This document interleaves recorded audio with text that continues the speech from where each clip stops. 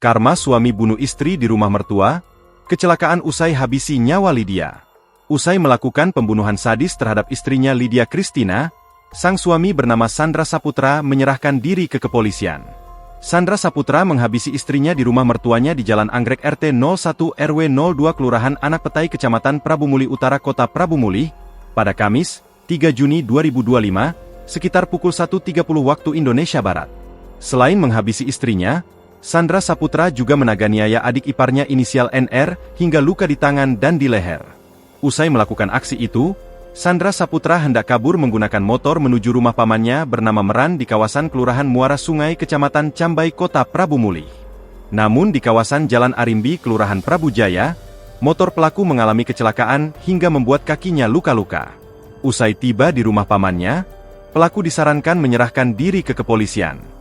Kanit PPA Satreskrim Polres Prabu Muli, Ibda Nendri SH kepada wartawan membenarkan kejadian itu. Ibda Nendri mengatakan pelaku menyerahkan diri ke petugas kepolisian sekitar pukul 4.30 ke Polsek Cambai dan dilimpahkan kepada pihaknya. Kanit PPA mengaku, hingga saat ini tersangka masih menjalani pemeriksaan dari pihaknya. Diketahui pelaku melakukan aksi pembunuhan dan penganiayaan itu karena cemburu lantaran sang istri yang telah ditalak secara agama memiliki kekasih baru. Berdasarkan informasi berhasil dihimpun, peristiwa pembunuhan dan penganiaya itu bermula ketika terjadinya cekcok mulut dengan istrinya Lydia Christina diduga cemburu. Pelaku cemburu diduga istrinya yang telah ditalak secara agama tersebut telah memiliki pria idaman lain. Namun proses cerai secara pengadilan agama belum selesai. Setelah cekcok mulut, Lydia kemudian hendak pergi dari rumah, namun hal itu membuat pelaku Sandra makin kesal dan mengambil parang di belakang pintu dapur. Sandra Saputra kemudian menganiaya korban. Melihat sang kakak menjerit, korban NR mendekat hendak menolong.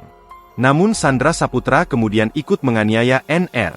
Kedua korban sempat dibawa ke Rumah Sakit Pertamina Prabu Muli. Download Tribun X sekarang, menghadirkan lokal menjadi Indonesia.